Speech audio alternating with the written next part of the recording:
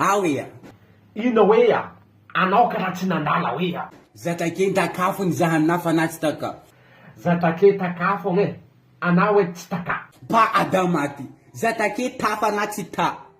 AWOA. Zatake ataka hoe ana tsy taka. Sa ino la tadiavina amina ha? Mifisa raha? Tsy mangombohobon'izany.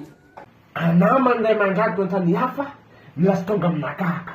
Raiky amintsika mifandamina fogo zay mbola kamo hempiko fisarahana lava to. Adamaty. Ana bokafo tsy mahagagana. Inga tsy mahagagana, tsy mahagagana aminakahy.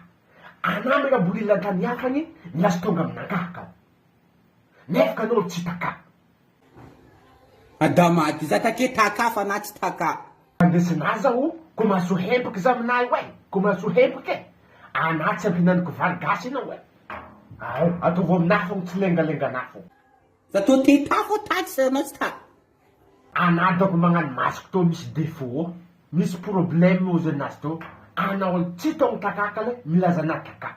Namposavy mandeha angalagny misy mahitaka le vitriky na tonga tonga aminakahy to tsy ho hito.